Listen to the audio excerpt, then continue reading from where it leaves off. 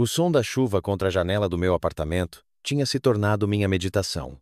Nos últimos 12 anos tinha sido a única constante na minha vida.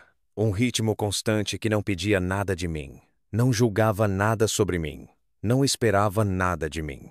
Sentei na minha pequena mesa no canto do meu apartamento de um quarto na zona leste de São Paulo. O brilho da tela do meu notebook refletindo nos meus óculos de leitura. Sexta-feira à tarde significava que eu tinha 3 declarações de imposto para terminar antes do fim de semana. A senhora Conceição da lavanderia no térreo, o Silva que administram a mercearia, o jovem Marcos, o motorista de aplicativo que estava pagando sua faculdade na Universidade de São Paulo. Contas pequenas, trabalho simples, trabalho honesto. Minhas mãos se moviam pelo teclado com a mesma precisão que uma vez usei para administrar carteiras de bilhões. A memória muscular não esquece, mesmo quando tudo o mais esquece. O apartamento estava silencioso exceto pela chuva e o ocasional rangido do aquecedor velho. Sem televisão, sem música. Aprendi a apreciar o silêncio ao longo dos anos. Era honesto. Pelo menos, não fingia ser algo que não era. Meu celular vibrou na mesa. Um número desconhecido do Rio de Janeiro. Quase não atendi. Recebo ligações de spam suficientes. Mas algo me fez pegar. Alô, é o Tomás Brenner. A voz de uma mulher. Profissional. Cortante. Senhor Brenner, aqui é Patrícia Rolanda da Ashford e Associados. Estou ligando sobre o espólio de Margarida Brenner. Minha mão parou de se mover no teclado. Margarida? Não ouvia esse nome falado em voz alta há anos. Não permitia a mim mesmo pensar nele. Entendo. Consegui dizer. Lamento informá-lo que a senhora Brenner faleceu na terça-feira. O funeral é amanhã às 14 horas no cemitério do Caju, no Rio de Janeiro. Após o serviço, haverá a leitura do testamento em nossos escritórios às 16 horas. Sua presença é solicitada. As palavras pareciam vir de muito longe. Margarida estava morta. A mulher que amei mais que minha própria vida. A mulher pela qual destruí minha carreira. A mulher que nunca mais falou comigo. Senhor Brenner, ainda está aí? Sim, estou aqui. O senhor poderá comparecer. Thank you for watching. And I saw. Todo o instinto me dizia para recusar. Que negócio eu tinha no funeral de Margarida? Eu era o ex-marido desgraçado, o criminoso que roubou da própria empresa. Eu tinha visto as matérias na época. Diretor financeiro Tomás Brenner acusado de desvio de verbas. Usaram minha pior foto. Aquela onde eu parecia culpado, mesmo não sendo. Mas algo em mim, algum resquício teimoso de quem eu tinha sido, sussurrou que eu deveria ir. Que devia isso a Margarida, pelo menos. Estarei lá. Ouvi-me dizer. Depois que desliguei, fiquei muito parado, observando a chuva escorrer pela janela em fluxos irregulares. Rio de Janeiro. Não voltava ao Rio há 12 anos. Não via Vitória, minha filha, em quase tanto tempo. A última vez tinha sido num tribunal, o rosto dela branco de vergonha enquanto o juiz lia minha sentença. Ela tinha 28 anos então, apenas começando a fazer um nome para si mesma no mundo da tecnologia. Agora, teria 40. Uma estranha. Fechei meu notebook e fui até o pequeno armário onde guardava meu único terno bom. Azul marinho, ligeiramente antiquado, mas bem conservado. Tinha usado para entrevistas de emprego que nunca levaram a lugar algum, para reuniões com agentes da Condicional, para o pequeno escritório de contabilidade, onde eventualmente encontrei trabalho fazendo declarações de imposto para pessoas que pagavam em dinheiro e não faziam perguntas sobre meu passado. Segurei o terno, verificando traças ou manchas. Serviria. Naquela noite, não consegui dormir. Ficava pensando na última vez que vi Margarida. Foi no quarto do hospital dela, 3 meses após minha sentença. Ela estava se recuperando do ataque cardíaco induzido por estresse que quase a matou. Vitória estava lá também, montando guarda como uma sentinela. Você precisa ir embora. Vitória tinha dito, a voz fria. Você já causou dano suficiente. Margarida tinha virado o rosto. Não quis olhar para mim. Aquele silêncio doeu mais que qualquer palavra poderia ter doído. Eu fui. Peguei um ônibus para São Paulo, o mais longe do Rio que consegui ficar enquanto permanecia no Brasil. Recomecei do zero. Sem reputação, sem conexões, sem referências. Apenas um homem de 60 anos com ficha criminal tentando lembrar como ser humano novamente. Na manhã seguinte, peguei o voo cedo para o Rio. 6 horas assistindo nuvens e tentando não pensar. A mulher ao meu lado tentou puxar conversa. Algo sobre visitar netos, mas devo ter emanado uma aura de indisponibilidade porque ela eventualmente parou de tentar. O Rio parecia diferente. Maior, mais reluzente. Mais torres lotando o horizonte. O motorista de táxi que me pegou no Galeão tagarelava sobre o Flamengo e o mercado imobiliário. Acenei nos lugares certos. Mas não estava realmente ouvindo. Reservei um quarto num pequeno hotel perto do cemitério. Nada sofisticado. Apenas um lugar para trocar de roupa e me recompor antes do funeral. Às 13h30, vesti meu terno azul marinho. Dei o nó na gravata com mãos que tremiam apenas ligeiramente. E peguei outro táxi para o cemitério do Caju. A chuva tinha me seguido de São Paulo, uma neblina fina que fazia tudo parecer cinza e indistinto. Havia mais carros do que eu esperava. Margarida tinha construído a Brenner Technologies de uma pequena startup de software para uma das empresas de tecnologia mais bem-sucedidas do Brasil. Claro que pessoas viriam. Membros do conselho, funcionários, parceiros de negócios, políticos provavelmente. Fiquei no fundo, atrás de um grande IP, observando a distância. Podia ver a multidão reunida sob uma tenda verde.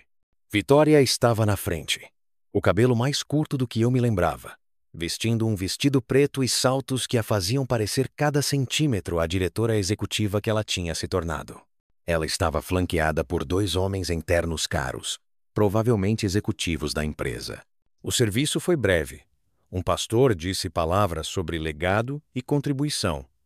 Alguém da empresa falou sobre a visão e liderança de Margarida.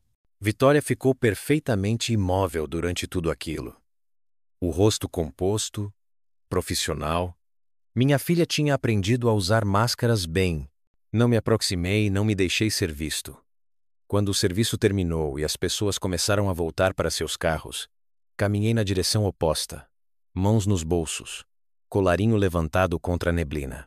Os escritórios da Ashford e Associados ocupavam os 3 andares superiores de uma torre de vidro no centro financeiro.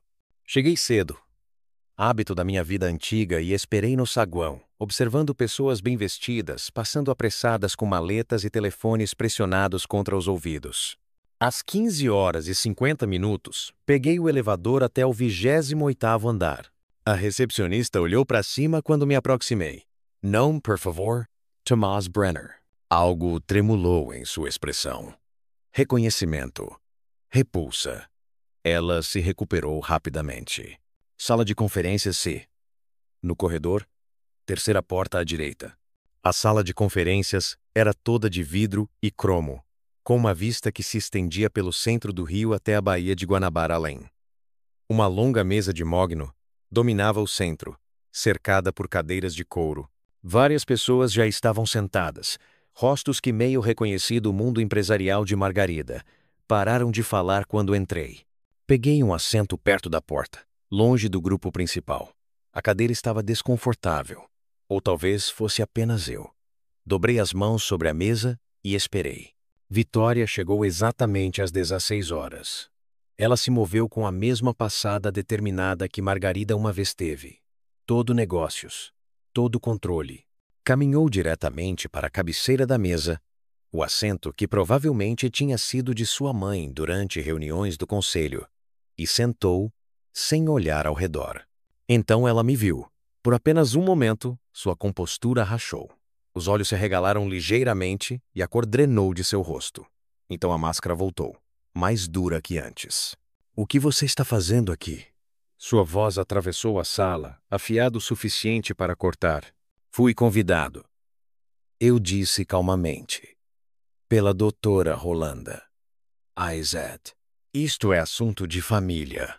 Você abriu mão desse direito quando roubou da empresa da mamãe. Várias pessoas se mexeram desconfortavelmente. Mantive minhas mãos firmes sobre a mesa, minha voz calma. Estou aqui porque fui solicitado a estar aqui. A mandíbula de Vitória endureceu. Mas antes que pudesse responder, a porta se abriu e Patrícia Rolanda entrou. Ela era mais jovem do que tinha soado ao telefone. Talvez 40 e poucos anos, com cabelo grisalho puxado para trás num coque e óculos empoleirados no nariz. Carregava uma pasta de couro e se movia com autoridade silenciosa. Boa tarde a todos. Obrigada por virem. Sou Patrícia Rolanda, sócia sênior da Ashford e Associados. E tive a honra de ser a advogada do espólio da Sra. Brenner nos últimos 15 anos. Ela pegou um assento à mesa, posicionando-se entre Vitória e eu. Sei que este é um momento difícil, então tentarei ser o mais eficiente possível. Ela abriu sua pasta e retirou um documento grosso encadernado em capas azul escuras. O último testamento de Margarida Elizabeth Brenner, executado em 15 de março de 2024. Vitória se recostou na cadeira, sua expressão se assentando em algo entre satisfação e direito. Reconheci aquele olhar. Era o mesmo que ela usava quando ganhava seu primeiro caso como advogada corporativa, antes de fazer a transição para a gestão. Orgulho misturado com certeza de que o mundo se arranjaria como deveria. Antes de começarmos com os legados específicos, continuou a doutora Rolanda, quero ler a declaração de abertura da Sra. Brenner. Ela foi bastante insistente que isto fosse lido em voz alta na íntegra, antes de qualquer outra coisa. Ela ajustou os óculos e começou a ler, em voz clara e profissional. Para aqueles reunidos aqui, se estão ouvindo isto, então já parti, e é hora de certas verdades serem contadas. Vive minha vida com muitos arrependimentos, mas talvez nenhum maior que meu silêncio. Construí uma empresa, criei empregos, fiz dinheiro. Essas coisas pareciam importantes na época. Mas também destruí a vida de um bom homem para proteger meu negócio. E deixei minha filha crescer, acreditando em mentiras porque a verdade era inconveniente. Este testamento é minha tentativa, inadequada como possa ser, de finalmente esclarecer as coisas. A sala tinha ficado muito silenciosa. A expressão de Vitória tinha mudado de confiante para confusa. A doutora Rolanda continuou lendo. Thomas Brenner não desviou dinheiro da Brenner Technologies. Sei disso porque fui eu quem desviou. As palavras pairaram no ar como fumaça. Alguém ofegou. O rosto de Vitória tinha ficado branco. Em 2012. A doutora Rolanda leu. Nossa empresa estava à beira do colapso. Tínhamos nos estendido demais em 3 grandes projetos e nosso fluxo de caixa estava crítico. Tomei a decisão de redirecionar fundos das nossas contas de pensão, temporariamente, disse a mim mesma, para nos manter à tona. Foi ilegal. Foi errado. E foi tudo obra minha. Tomás descobriu o que eu tinha feito durante uma auditoria de rotina. Ele me confrontou. Ameaçou ir às autoridades. Implorei para que não o fizesse. Não por minha causa, mas pela de Vitória. Ela tinha acabado de entrar na empresa. Qualquer escândalo destruiria sua carreira antes mesmo de começar. Tomás amava sua filha mais que tudo. Então me fez uma oferta. Ele assumiria a responsabilidade pelos fundos desviados. Alegaria que tinha estado desviando para uso pessoal. Em troca, eu garantiria o futuro de Vitória na empresa. A prepararia para eventualmente assumir o comando. A protegeria das consequências. Concordei. Deixei que ele se sacrificasse. Sua reputação, sua vida inteira. Disse a mim mesma que era pela Vitória, pela empresa, pelas centenas de funcionários que dependiam de nós. Mas, na verdade, foi covardia. Tomás foi para a prisão por crimes que cometi. Perdeu sua licença, sua carreira, sua família. E eu não disse nada. Construí meu império sobre seu silêncio. A doutora Rolanda fez uma pausa. Tomou um gole de água do copo ao seu lado.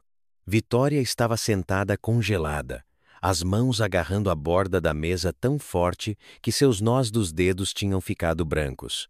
As outras pessoas na sala não estavam mais olhando para mim. estavam olhando para ela. Não estou buscando absolvição. A doutora Rolanda continuou lendo. Não há nenhuma para o que fiz. Mas a verdade merece ser conhecida. Thomas Brenner é inocente das acusações trazidas contra ele. É inocente de tudo, exceto amar sua filha demais. Este testamento é minha confissão e minha penitência. A doutora Rolanda colocou a primeira página de lado e pegou a próxima. Agora para os legados específicos. Para minha equipe executiva na Brenner Technologies David Costa, Susana Martins e Roberto Lima, deixo um bônus coletivo de R$ 8.500.000 para ser dividido igualmente em reconhecimento aos seus anos de serviço e lealdade. Ela continuou pela lista. Presentes generosos para instituições de caridade, fundos de bolsas de estudo em nome dos pais de Margarida, a cobertura da empresa para David Costa, que aparentemente tinha sido o segundo em comando de Margarida por anos. Então, para minha filha, Vitória Elizabeth Brenner. Vitória se endireitou ligeiramente, os olhos fixos no rosto da doutora Rolanda. Vitória, você é minha maior conquista e meu maior fracasso. Te dei toda a oportunidade, toda a vantagem, toda a chance de ter sucesso. Mas também te ensinei a valorizar sucesso acima de integridade, aparências acima da verdade. Espero que um dia possa me perdoar por isso. Deixo a você a quantia de R$ 42.000. R$ 1.000 por cada ano que trabalhou na Brenner Technologies. Com a seguinte mensagem: dinheiro que você não ganhou corrompe. Liderança que você não aprendeu destrói. Recomece como seu pai uma vez fez. E talvez você se torne a pessoa que deveria ser. O silêncio que se seguiu foi absoluto. O rosto de Vitória tinha passado por vários tons de branco para algo próximo de cinza. Sua boca se abriu, fechou, abriu novamente. Nenhuma palavra saiu. O restante do meu espólio. A doutora Rolanda leu, sua voz firme e clara, incluindo todas as ações da Brenner Technologies, todas as propriedades, todas as contas de investimento, todos os direitos de propriedade intelectual e todos os outros ativos totalizando aproximadamente R$ 320 milhões. Deixo para meu ex-marido, Thomas Brenner, o único homem verdadeiramente honesto que já conheci. A sala explodiu. Não alto. Éramos brasileiros, afinal. E até choque era educado. Mas explodiu mesmo assim. Murmúrios, exclamações, o arrastar de cadeiras enquanto pessoas se viravam para olhar para mim. Fiquei muito parado, minhas mãos ainda dobradas sobre a mesa, e não senti nada. Ou talvez sentisse demais, e tudo se cancelou em dormência. Há mais, disse a doutora Rolanda, elevando a voz ligeiramente. A sala silenciou novamente. A senhora Brenner deixou instruções específicas. Senhor Brenner, isto é endereçado diretamente ao senhor. Ela retirou um envelope menor de sua pasta, cor creme e selado com lacre. Deslizou-o pela mesa até mim. Meu nome estava escrito na frente com a caligrafia distintiva de Margarida. Todos ângulos precisos e linhas fortes. Ela pediu que o senhor lesse isto em particular, disse a doutora Rolanda. Mas o resto pertence à gestão do espólio, que devo explicar agora. Ela continuou falando sobre fundos fiduciários e implicações fiscais e procedimentos de transferência. Mas eu não estava mais ouvindo. Estava olhando para o envelope, para a caligrafia de Margarida, para o fantasma de sua mão, se movendo pelo papel. Quando ela tinha escrito isso? Por quanto tempo carregou essas palavras esperando o momento certo para dizê-las? Vitória se levantou abruptamente, sua cadeira rangendo contra o chão. Isso é insano. Ela não estava em perfeito juízo. Vou contestar isso. A senhora Brenner foi completamente avaliada por 3 médicos separados nos meses antes de sua morte, disse a doutora Rolanda calmamente. Todos certificaram que estava em perfeito juízo quando executou este testamento. Ela antecipou contestações e tomou as precauções apropriadas. O testamento é inabalável. Ele roubou de nós. A voz de Vitória tinha subido, perdido seu polimento profissional. Ela apontou para mim, a mão tremendo. Ele admitiu. Foi para a prisão. Ele aceitou um acordo para proteger Pôntula, disse a doutora Rolanda calmamente, como sua mãe acabou de explicar. Não. Vitória balançou a cabeça, o cabelo se soltando de seu coque arrumado. Não. Isso não é. Ele não faria. Ela olhou para mim então. Realmente olhou pela primeira vez desde que entrei na sala. Via absorvendo meu terno antiquado, meus sapatos gastos, meu rosto enrugado e cabelo grisalho. Via tentando reconciliar essa imagem com o que quer que tivesse construído em sua mente ao longo dos anos. O pai criminoso. O traidor. O homem egoísta que destruiu tudo por dinheiro. Foi? Ela perguntou. A voz mal acima de um sussurro. Você realmente assumiu a culpa por ela? Encontrei seus olhos, os olhos de Margarida, o mesmo marrom profundo, e acenei uma vez. Sim, mas por quê? Por que você faria isso? Porque você era minha filha, eu disse simplesmente. E eu te amava. O tempo passado pairou entre nós como uma acusação. Eu tinha amado. Tempo passado. A garota que eu empurrei em balanços e ajudei com lição de casa e ensinei a andar de bicicleta. Mas aquela garota tinha ido embora. Esta mulher parada diante de mim, tremendo de raiva e confusão, era uma estranha. O rosto de Vitória se amassou. Por apenas um momento, vi a garota que ela tinha sido incerta, vulnerável, assustada. Então ela se virou e saiu da sala de conferências, seus saltos clicando rapidamente contra o chão de mármore. A porta se fechou atrás dela com um clique suave. Os outros executivos começaram a juntar suas coisas, murmurando desculpas e condolências. Em minutos, a sala tinha esvaziado, exceto pela doutora Rolanda e eu. Isso foi mais dramático que a maioria das leituras de testamento, ela disse, permitindo-se um pequeno sorriso. Embora talvez não mais dramático do que a senhora Brenner pretendia. Ela sempre teve talento para timing. Concordei. A doutora Rolanda começou a guardar seus papéis. Vou precisar que o senhor venha ao escritório semana que vem para assinar alguns documentos. Há bastante papelada envolvida em transferir tanta riqueza. Imagino que sim. Ela fez uma pausa. Olhou para mim cuidadosamente. O senhor não parece surpreso ou feliz. A maioria das pessoas na sua situação estaria celebrando. A maioria das pessoas, na minha situação, não estaria nesta situação, eu disse. Ela sorriu novamente, este mais caloroso. A senhora Brenner disse que o senhor reagiria assim. Disse que provavelmente ia querer doar a maior parte. Ela me conhecia bem. Ela te amava, sabe? Mesmo depois de tudo. Talvez especialmente depois de tudo. A doutora Rolanda fechou sua pasta com um estalo. Vou deixá-lo para ler a carta dela em particular. Fique à vontade. A sala está reservada por mais 1 hora. Depois que ela saiu, fiquei sozinho na sala de vidro e cromo, observando o sol se pôr sobre o rio. A cidade que uma vez chamei de lar. A cidade onde tive uma carreira, uma família, uma vida.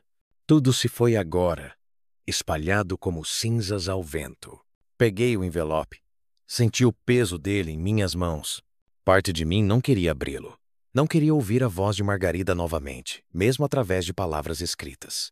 Não queria sentir nada. Mas quebrei o lacre mesmo assim. A carta estava escrita na mesma caligrafia precisa do envelope, datada de 3 meses antes de sua morte. Querido Tomás, se está lendo isto, então finalmente estou livre da covardia que definiu minha vida. Gostaria de poder dizer que isso me traz conforto, mas os mortos não têm conforto. Apenas silêncio. Esta carta não é um pedido de desculpas. Palavras não podem desfazer o que fiz a você. Considere-a antes uma confissão, um testemunho, um acerto final de contas. Quero que saiba que descobri que estava morrendo há 14 meses. Câncer de pâncreas, estágio 4. Os médicos me deram 6 meses. Estiquei para 14 através de pura teimosia e do melhor cuidado médico que o dinheiro pode comprar. Mas mesmo o dinheiro tem limites. E estou no meu agora. Quando recebi o diagnóstico, meu primeiro pensamento foi alívio. Não por mim. Morrer é aterrorizante, Tomás. Não importa quanto você viveu, mas alívio de que finalmente teria uma desculpa para contar a verdade. O que era a empresa comparado à morte? O que era a reputação comparado a encontrar o que quer que venha a seguir com uma consciência limpa? Mas mesmo então, hesitei. Disse a mim mesma que precisava organizar as coisas adequadamente. Precisava garantir que Vitória seria protegida. Precisava estruturar a sucessão da empresa. Mentiras, todas elas. A verdade é que ainda era uma covarde, mesmo encarando a morte. Foi a própria Vitória que finalmente me empurrou a agir. 3 meses atrás, ela veio até mim com planos para expandir a empresa para o desenvolvimento de inteligência artificial. Estava tão animada, tão orgulhosa. Me mostrou seu plano de negócios, suas projeções, sua estratégia. Era um trabalho brilhante. Ela sempre foi brilhante. Mas havia algo faltando. Algum núcleo de integridade que deveria estar lá. E se a tecnologia for mal usada? Perguntei a ela. E se prejudicar pessoas? Isso não é nosso problema, ela disse. Não somos responsáveis por como as pessoas usam nossos produtos. E percebi que tinha ensinado isso a ela. Tinha ensinado que o sucesso justifica qualquer custo, que negócios são amorais, que você faz o que precisa fazer para vencer. Ensinei essas coisas pelo exemplo, ficando em silêncio sobre o que fiz, deixando você levar a culpa. Fiz de você seu conto de advertência. O homem fraco que roubou porque não era forte o suficiente para ter sucesso legitimamente. E ela aprendeu a lição que pretendia. Seja forte. Seja implacável. Nunca deixe sentimentos atrapalharem a Vitória. Criei um monstro, Tomás. Não Vitória. Ela ainda é capaz de ser a pessoa que deveria ter sido. Mas a versão dela que moldei, treinei para seguir meus passos, essa versão é um monstro. E é minha culpa. Então este testamento não é generosidade. É penitência. É estratégia. É minha última tentativa de ser a mãe que Vitória merecia. Mesmo que ela vá me odiar por isso. O dinheiro que tô deixando para você sei que não quer. Sei que provavelmente vai doar a maior parte. Tudo bem. É esperado. Mas também estou deixando a Brenner Technologies para você. E aí estou pedindo algo de você. Não deixe a empresa morrer. Não a venda em pedaços ou feche. Emprega 3.000 pessoas. Fornece assistência médica, pensões, oportunidades. Essas pessoas são inocentes dos meus crimes e dos seus. Merecem melhor que ser vítimas da nossa guerra conosco mesmos. Mas também não deixe Vitória tê-la lá. Não ainda. Não até que ela a mereça. Não até que entenda o que liderança realmente significa. Administre-a se puder. Contrate alguém para administrar ela se não puder. Estruture-a como precisar. Mas, por favor, Tomás, faça dela algo que valha a pena herdar. Faça dela um lugar onde integridade importa, onde pessoas importam, onde sucesso é medido por mais que margens de lucro. Faça dela o que deveria ter sido desde o início. Se Vitória algum dia se tornar a pessoa que deveria ser, a pessoa que deveria ter criado, então, dê a ela. Mas só então. Isso é tudo que peço. Também incluí documentação dos meus crimes. Extratos bancários originais, e-mails, memorandos. Tudo provando o que fiz. Entregue às autoridades se quiser. Limpe seu nome oficialmente. Você ganhou esse direito. Ou mantenha privado e deixe a verdade existir no testamento. A escolha é sua. Não sei se há vida após a morte, Tomás. Não sei se serei julgada pelo que fiz. Mas se há, e se eu for, espero que quem esteja julgando leve em conta que amei nossa filha. Amei-a tanto que estava disposta a destruir um bom homem para protegê-la. Aquele amor foi egoísta. Aquele amor foi covardia. Aquele amor causou dano irreparável. Mas foi amor. Sinto muito. Essas palavras são inadequadas. Eu sei. Sinto muito. Não pode te devolver 12 anos. Sinto muito. Não pode restaurar sua reputação. Sinto muito. Não pode reconstruir seu relacionamento com Vitória. Sinto muito. É apenas uma palavra. Mas é tudo que me resta para te dar, junto com dinheiro que você não quer e uma empresa que nunca pediu. E use-os melhor do que eu fiz. Margarida. Li a carta 3 vezes. Depois a dobrei cuidadosamente e a coloquei de volta no envelope. Minhas mãos não estavam tremendo. Meus olhos não estavam molhados. Senti-me estranhamente calmo, como se tivesse finalmente chegado ao fim de uma jornada muito longa e encontrado nada lá senão ar. Margarida estava morta. A verdade estava revelada. Vitória sabia o que eu tinha feito, o que sua mãe tinha feito. E eu era subitamente, absurdamente, impossivelmente rico. Nada disso parecia real. Levantei-me, peguei o envelope e caminhei até a janela. O sol tinha se posto completamente agora, e as luzes do rio começavam a brilhar como estrelas espalhadas pelo chão. Em algum lugar nesta cidade estava a garota que uma vez empurrei em balanços, a filha pela qual fui para a prisão, a estranha que tinha saído desta sala 1 hora atrás com seu mundo inteiro despedaçado. Eu deveria sentir triunfo. Deveria me sentir vingado. Deveria sentir algo além deste vasto cansaço vazio. Mas tudo o que sentia era cansaço. A semana seguinte passou num borrão de papelada, advogados e contadores. A doutora Rolanda foi eficiente. Em 5 dias, eu tinha acesso a contas contendo mais dinheiro do que poderia gastar em 10 vidas. Em 7 dias, tinha participação majoritária na Brainerd Technologies e uma reunião do conselho agendada para me apresentar como o novo dono. Vitória não me contatou. Eu não a contatei. Orbitávamos um ao outro como estrelas binárias. Muita história para colidir. Muita gravidade para escapar. Na quinta-feira, me reuni com a equipe executiva da Brainerd Technologies. Eram educados, profissionais e claramente aterrorizados. O ex-diretor financeiro desgraçado tinha acabado de se tornar o chefe deles. O homem que supostamente desviou da empresa agora a possuía. Não importava que o testamento de Margarida tivesse limpo meu nome. As pessoas acreditavam no que queriam acreditar. E queriam acreditar na narrativa que tinham ouvido 12 anos atrás. Não estou aqui para administrar esta empresa. Eu lhes disse na sala de conferências que uma vez foi o domínio de Margarida. Não tenho as habilidades ou o desejo. Mas estou aqui para garantir que funcione eticamente.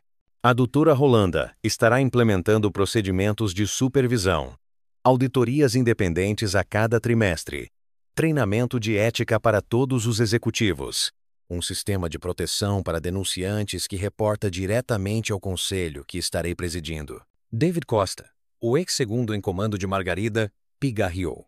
E quanto às operações do dia a dia, quem será o diretor executivo? Você será, eu disse. Diretor executivo interino, pendente aprovação do conselho. Você vem fazendo trabalho em tudo menos no nome nos últimos 5 anos. Torne oficial. Alívio tremeluzou em seu rosto. E Vitória? E quanto a ela? Ela tem sido vocal sobre contestar o testamento. Tem tentado conseguir apoio do conselho para desafiar sua propriedade. Sorri, embora não chegasse aos meus olhos. Deixe-a tentar. O testamento é sólido, e Vitória precisa aprender algo que sua mãe nunca ensinou. O quê? Que algumas batalhas não valem a pena vencer. Depois da reunião, caminhei pelo prédio. Meu prédio agora, embora mal conseguisse processar esse fato. Funcionários sussurravam quando eu passava. Alguns pareciam curiosos. Alguns pareciam ressentidos. Nenhum parecia particularmente feliz em me ver. Encontrei-me no último andar, no que tinha sido o escritório de Margarida. Tinha sido esvaziado, sem efeitos pessoais, sem fotos, nenhum traço de sua presença exceto o leve cheiro de seu perfume que ainda se agarrava às cortinas. O escritório tinha janelas do chão ao teto com vista para a cidade. Fiquei onde Margarida deve ter ficado milhares de vezes, olhando para seu reino. Ela já tinha se arrependido do que fez? Ou tinha se convencido de que era justificado, necessário, o custo do sucesso? Meu celular vibrou.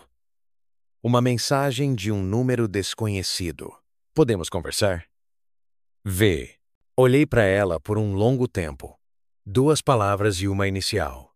Minha filha estendendo a mão depois de 12 anos de silêncio. Pedindo algo que nunca tinha que pedir antes. Meu tempo, minha atenção, minha disposição para ouvi-la. Eu poderia ignorar. Poderia deixá-la marinar em sua própria confusão e raiva. Poderia fazê-la sentir uma fração do que senti sentado naquela cela de prisão, sabendo que minha filha pensava que eu era um criminoso. Mas vingança nunca foi meu estilo. E além disso, estava cansado de carregar raiva.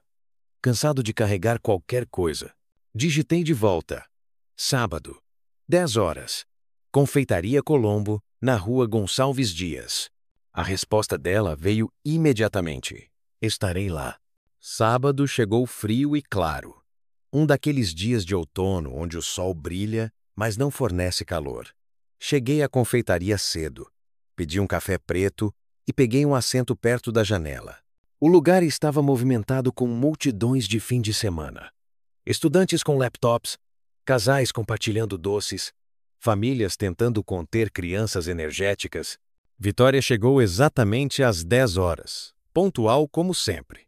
Parecia diferente, menor de alguma forma, menos polida.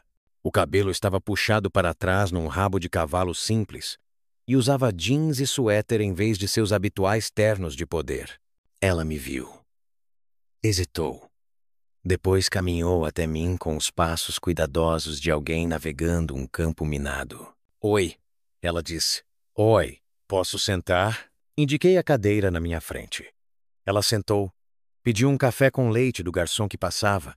Depois dobrou as mãos sobre a mesa num gesto que me lembrou dolorosamente de mim mesmo.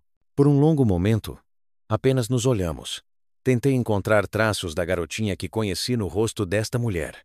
Ela estava lá, escondida sob camadas de tempo, experiência e dor. Mas estava lá. Não sei por onde começar. Vitória disse finalmente. O começo geralmente funciona. Ela sorriu, ligeiramente. Um fantasma do humor fácil que uma vez compartilhamos. Qual começo? Parece haver várias versões, e não sei mais qual é verdadeira. A verdadeira, eu disse.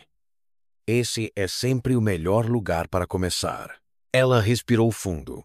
Lembro de você como o melhor pai do mundo. Você vinha a todos os meus jogos de vôlei. Me ajudou a construir aquele vulcão para a feira de ciências. Me ensinou a andar de bicicleta e disse que estava tudo bem ter medo, mas que eu deveria tentar mesmo assim. Você me fazia sentir que podia fazer qualquer coisa.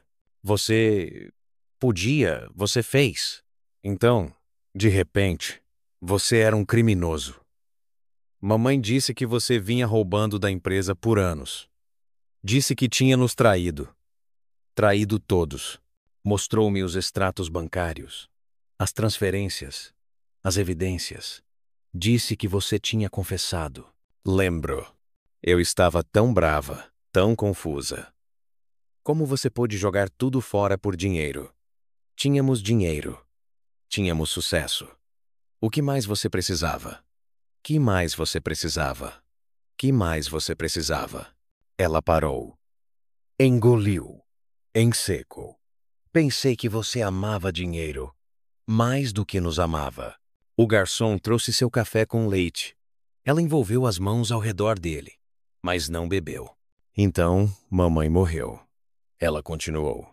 E aquele testamento? Aquela carta? E de repente, tudo o que eu pensava saber era mentira. Você não roubou nada. Sacrificou tudo por mim. Para proteger minha carreira, meu futuro. E passei 12 anos te odiando por isso. Você não sabia.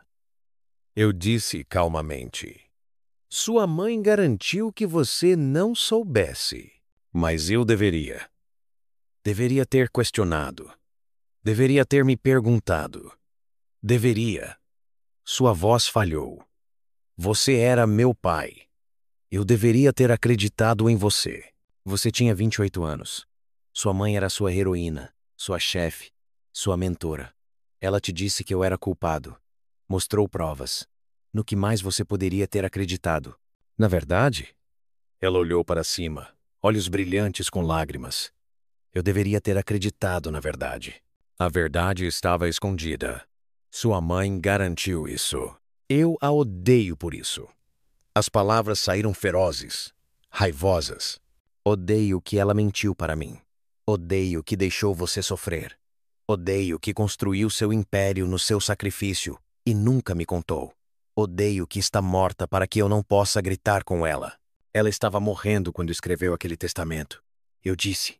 Teve meses para reconsiderar, para mudá-lo, para manter seus segredos. Escolheu contar a verdade. Isso levou coragem. Muito pouco, muito tarde, talvez.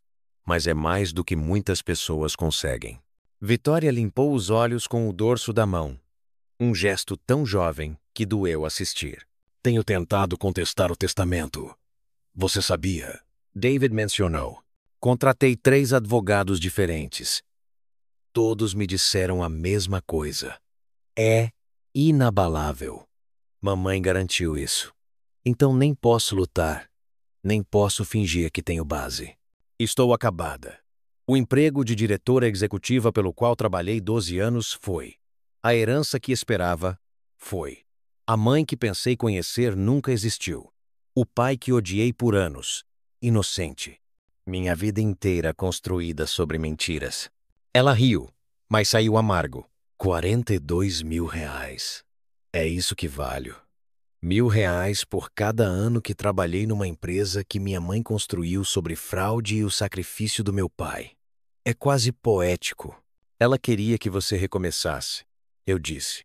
Que aprendesse o que significa ganhar algo ao invés de herdar. Que ela queria me punir. Talvez. Ou talvez quisesse te salvar. Vitória olhou para mim então. Realmente olhou. Sua expressão crua e buscando. O que você quer, pai? Tenho dinheiro, a empresa, tudo. Poderia me destruir completamente. Poderia garantir que eu nunca trabalhasse em tecnologia novamente. Poderia contar a todos o que mamãe fez, o que eu não sabia. Não quero vingança, Vitória. Então o quê? O que você quer? Era uma boa pergunta. O que eu queria? Por 12 anos, não quis nada. Tinha me treinado para não querer nada. Aprendi a viver pequeno, precisar de pouco, esperar menos. E agora tinha tudo e ainda não sabia o que queria. Quero que você fique bem, eu disse finalmente. Quero que você aprenda o que sua mãe nunca aprendeu. Que integridade importa mais que sucesso. Que quem você é importa mais que o que você possui. Que alguns preços são altos demais. Não importa o que você está comprando. Como devo fazer isso? Tenho 40 anos. Não sei como ser ninguém além de quem mamãe me fez. Então aprenda. Recomece. Descubra quem é Vitória Brenner quando não é a filha de Margarida Brenner. Ou a vítima de Tomás Brenner. Ou a diretora executiva da Brenner Technologies. Apenas Vitória. Apenas você. Não sei como. Eu também não sabia, eu disse. 12 anos atrás, eu era um criminoso condenado sem emprego, sem dinheiro, sem perspectivas.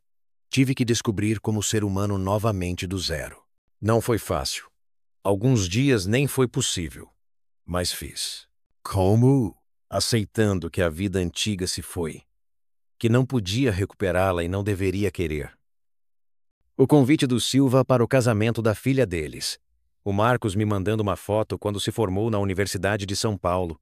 Coisas pequenas. Coisas honestas. Coisas reais.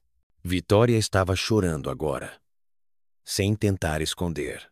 Não sei se consigo fazer isso. Você consegue. Você é mais forte do que pensa. Realmente não sou. Você veio aqui hoje. Eu apontei. Isso levou força. Ela sorriu através das lágrimas. Ou desespero. Às vezes, são a mesma coisa. Ficamos em silêncio por um tempo, observando as pessoas passarem na rua lá fora. Um jovem casal de mãos dadas. Um homem velho alimentando pombos, apesar da placa de proibido. Uma criança perseguindo um balão que tinha escapado. O que você vai fazer com a empresa? Vitória perguntou, eventualmente. Mantê-la funcionando. Torná-la ética. Tentar transformar lá em algo que vale a pena herdar. E depois, devolvê-la para você. Talvez, se você a merecer. Se tornar alguém que possa administrá-la com integridade, ao invés de apenas ambição. Ela assentiu lentamente. Isso é justo. Sua mãe deixou R$ 42.000 para você, eu disse. Mas estou te oferecendo um emprego. Nível básico. Assistente administrativa no departamento de compliance ético. Salário mínimo. Sem tratamento especial. Sem via rápida para a gerência. Apenas trabalho. Os olhos de Vitória se arregalaram. Você está me oferecendo um emprego? Se você quiser. Se estiver disposta a começar do zero e ganhar seu caminho para cima. Se conseguir aguentar receber ordens de pessoas que costumavam reportar a você. Se conseguir aprender a valorizar o trabalho mais que o título. Isso é humilhante. Sim, todos vão saber. Todos vão rir. Provavelmente. Por que você faria isso comigo? Não estou fazendo para você. Estou oferecendo uma chance de você fazer por si mesma. O testamento de sua mãe tirou a vida que você pensou que teria. Isso é uma oportunidade de construir uma melhor. Mas apenas se você quiser. Não vou forçá-la. Não vou pressioná-la. A oferta fica em aberto. Aceite ou não. Ela olhou para seu café com leite, para a espuma girando em padrões na superfície. Preciso pensar sobre isso. Leve todo o tempo que precisar. Ela se levantou. Pegou seu casaco e bolsa. Depois hesitou. Pai? Sim, sinto muito.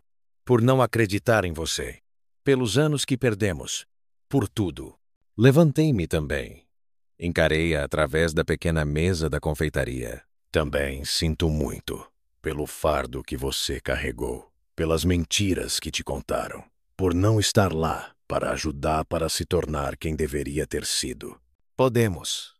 Ela hesitou. Podemos tentar de novo. Não retomar de onde paramos. Isso é impossível. Mas começar de novo. Aprender quem somos agora. Pensei sobre isso. Sobre se perdão era possível. Se confiança poderia ser reconstruída. Se 12 anos de silêncio poderiam ser superados por intenção e esforço. Podemos tentar, eu disse. Ela sorriu. Um sorriso real desta vez. Pequeno, mas genuíno. Isso é suficiente. Tentar é suficiente. Ela saiu então, desaparecendo na multidão de sábado. Sentei de volta, terminei meu café e observei a cidade se mover ao meu redor. Rio de Janeiro. O lugar de onde fugi, com medo de encarar o que tinha perdido. O lugar para onde voltei e descobri aquela perda transformada em algo estranho e inesperado. Pensei sobre a carta de Margarida dobrada na minha carteira. Sobre sua confissão e sua penitência e sua esperança de que eu usasse seu dinheiro melhor do que ela usou. Sobre a empresa que ela construiu sobre fraude e sacrifício, agora minha para remodelar ou destruir. Pensei sobre Vitória caminhando pelas ruas do Rio, tentando descobrir quem ela era quando tudo que acreditava se revelou falso. Sobre a oferta de emprego que fiz, a oportunidade de se tornar alguém novo. E pensei sobre mim mesmo. Tomás Brenner, 63 anos, ex-diretor financeiro, criminoso condenado. Contador de pequenos negócios. E agora, absurda e impossivelmente, dono de um império de 320 milhões de reais. O que eu faria com isso? A resposta veio devagar, como o amanhecer. Faria o que Margarida pediu. Manteria a empresa funcionando. Tornaria-a ética. Transformaria-a em algo que valesse a pena herdar. Mas também faria mais que isso. Usaria o dinheiro para criar segundas chances, bolsas de estudo para pessoas com antecedentes criminais, treinamento profissional para aqueles reintegrando-se à sociedade após a prisão, programas de reabilitação, assistência jurídica para aqueles que não podem pagar advogados de defesa. Todas as coisas que desejei que existissem 12 anos atrás quando fui solto da prisão com nada além de uma ficha e uma reputação. Transformaria a Brenner Technologies num campo de provas para a vitória. Não um presente, mas uma oportunidade. Um lugar onde ela poderia aprender a liderar com integridade, se escolhesse. Um lugar onde poderia ganhar o que foi tirado dela, se estivesse disposta a trabalhar por isso. E manteria meu apartamento em São Paulo. Minha vida simples. Meu pequeno escritório de contabilidade. Porque essas coisas eram reais, de uma forma que riqueza nunca poderia ser. Eram ganhas, escolhidas, vívidas. Eram minhas de uma forma que dinheiro herdado nunca seria. O contra-cheque que escreveria para a Vitória no primeiro pagamento valeria mais que qualquer herança. Seria o primeiro real que ela realmente ganhou, livre da sombra de sua mãe e do sacrifício de seu pai. E talvez eventualmente ela entenderia isso. Ou talvez não. Talvez rejeitasse o emprego, rejeitasse a oportunidade, rejeitasse a chance de recomeçar. Isso machucaria, mas seria a escolha dela. Sua vida para viver, seus erros para cometer, seu caminho para trilhar. Não podia salvá-la de si mesma. Assim como Margarida não pôde me salvar das minhas escolhas, ou eu pude salvar Margarida das dela. Todos temos que caminhar nossas próprias estradas, tomar nossas próprias decisões, viver com nossas próprias consequências. Mas eu podia oferecer a ela um mapa, um ponto de partida, um primeiro passo. O resto seria com ela. Levantei-me. Deixei dinheiro na mesa pelo café e uma gorjeta generosa, e saí para a luz do sol de outono. O ar estava frio, mas limpo, afiado contra meu rosto. O rio cheirava a escapamento de carro, castanhas assadas e possibilidade. Tinha um voo de volta para São Paulo naquela noite. A senhora Conceição precisava de suas declarações terminadas. O Silva queria um conselho sobre formalizar o negócio deles. Marcos estava pensando em comprar um carro e queria ajuda para entender os termos do financiamento. Coisas pequenas, coisas honestas, coisas reais. Mas primeiro, tinha mais uma parada para fazer. O cemitério do Caju estava silencioso na tarde de sábado. Apenas o vento e o tráfego distante e o som suave dos meus passos no caminho. Encontrei o túmulo de Margarida facilmente. Terra fresca, flores frescas, uma lápide de granito simples com seu nome e datas. E a inscrição: ela construiu impérios, mas esqueceu de construir a si mesma. Fiquei lá por um longo tempo, mãos nos bolsos, olhando para aquela pedra, tantas coisas que poderia ter dito. Tantas acusações, arrependimentos, isses. Mas todos pareciam pequenos e inúteis agora, falados para alguém que não podia mais ouvi-los. Vou cuidar da empresa, eu disse finalmente, minha voz quieta no cemitério vazio. E vou cuidar da Vitória, se ela me deixar. É tudo que posso prometer. O vento sussurrou pelas árvores, carregando o cheiro de folhas de outono e chuva distante. Esperei, como se Margarida pudesse responder. Como se o universo pudesse me dar algum sinal de que estava fazendo a coisa certa. Mas havia apenas silêncio. E talvez isso fosse resposta suficiente. Virei-me e caminhei de volta aos portões do cemitério, em direção ao táxi que me levaria ao aeroporto, em direção ao apartamento simples em São Paulo onde minha vida esperava. Pequena, honesta e real. Atrás de mim, o túmulo de Margarida permanecia silencioso sob o sol de outono, guardando segredos que não importavam mais, verdades que finalmente tinham sido contadas, e um legado que passaria o resto da minha vida tentando redimir. Não por ela, nem mesmo por Vitória, mas por mim mesmo. Porque no fim de tudo, depois da traição e do sacrifício, depois da prisão e do silêncio, depois do dinheiro e da revelação, O que importava não era o que você possuía, ou o que tinha perdido, ou quem tinha te prejudicado. O que importava era quem você escolhia ser, quando todas as mentiras caíam e você ficava sozinho com nada além da sua própria consciência e a escolha do que fazer a seguir. Escolhi integridade. Escolhi segundas chances. Escolhi acreditar que pessoas podem mudar. Que Vitória poderia se tornar alguém que Margarida nunca foi. Que eu poderia usar riqueza para criar mais do que Margarida jamais criou. Talvez eu fosse ingênuo. Talvez fosse tolo. Talvez 12 anos vivendo pequeno tivessem me tornado fraco, incapaz de entender o mundo implacável no qual estava entrando de volta. Mas tinha passado 12 anos aprendendo a ser humano novamente. Aprendendo a encontrar valor na simplicidade, significado na honestidade, paz em deixar ir a raiva. Não ia esquecer essas lições agora. O motorista de táxi perguntou para onde eu ia. Dei a ele o endereço do aeroporto. Depois me acomodei no banco e observei o rio desaparecer atrás de mim. As torres de vidro. O tráfego. As ruas movimentadas onde pessoas passavam umas pelas outras sem olhar para cima. Mais zero. Mais zero. Mais zero. Mais zero. Meu celular vibrou. Uma mensagem de Vitória. Tenho pensado naquela oferta de emprego. Posso ter o fim de semana para decidir. Digitei de volta. Leve o tempo que precisar. A oferta não expira. 3 pontos apareceram mostrando que ela estava digitando. Desapareceram. Apareceram novamente. Desapareceram. Finalmente, uma mensagem chegou. Obrigada por tudo. Pelo sacrifício. Pela chance.